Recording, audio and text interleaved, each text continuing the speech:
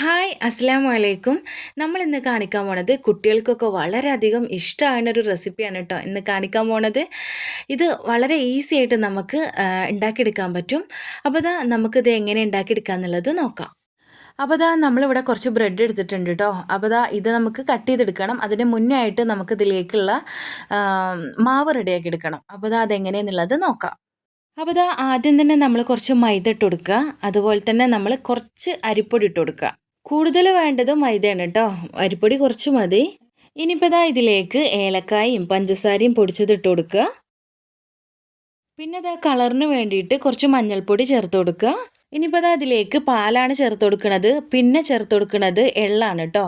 ഇത് രണ്ട് എള്ളും മിക്സ് ചെയ്തിട്ടുള്ളതാണ്. ഇനി നിങ്ങളുടെ അടുത്ത് കറുപ്പെള്ള് മാത്രമാണെങ്കിൽ കറുപ്പും ചേർത്ത് കൊടുക്കുക. രണ്ടും ഉണ്ടെങ്കിൽ രണ്ടും ഇതുപോലെ മിക്സ് ചെയ്തിട്ട് ചേർത്ത് കൊടുക്കുക. ഇനിയിപ്പോൾ വെള്ളം ഒഴിച്ചിട്ട് നമ്മളിത് നല്ലോണം മിക്സ് ചെയ്തെടുക്കണം. കട്ടയൊന്നുമില്ലാതെ നമ്മൾ പഴംപൊരിക്കൊക്കെ മാവ് റെഡിയാക്കി എടുക്കൂലേ, ആ ഒരു രീതിയിൽ നമ്മൾ എന്ത് ചെയ്യണം, ഇതൊന്ന് റെഡിയാക്കി എടുക്കണം.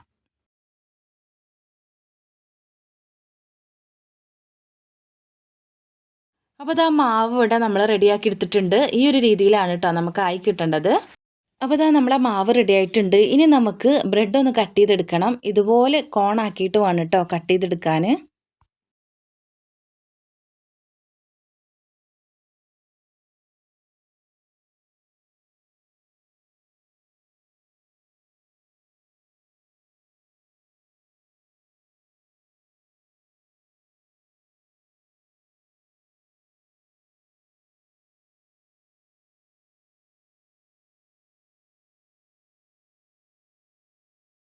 അപ്പോൾ നമ്മളെല്ലാം ബ്രെഡൊക്കെ കട്ട് ചെയ്തെടുത്തിട്ടുണ്ട്. ഇനി നമുക്കിതൊന്ന് ഫ്രൈ ചെയ്തെടുക്കണം. അപ്പോൾ നമ്മൾ ചട്ടി വെച്ചിട്ടുണ്ട്.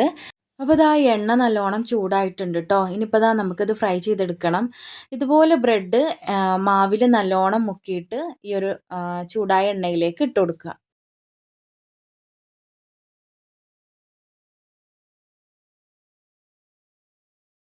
അപ്പോൾ നമ്മളിതുപോലെ മറിച്ചിട്ട് കൊടുക്കുക. ഇതൊരു ഗോൾഡൻ കളറാവുമ്പോൾ നമുക്കിത് കോരിയെടുക്കുക.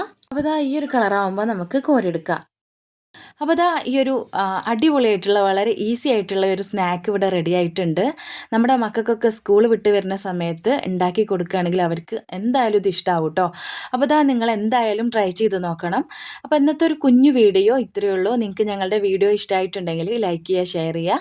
നമ്മുടെ ചാനൽ ആദ്യമായിട്ട് കാണുന്നവരാണെങ്കിൽ ഒന്ന് സബ്സ്ക്രൈബും ചെയ്യണേ. അടുത്തൊരു വീഡിയോയിൽ കാണുന്നവരേക്കും ഇൻഷാ അല്ലാ അസ്സലാമു അലൈക്കും.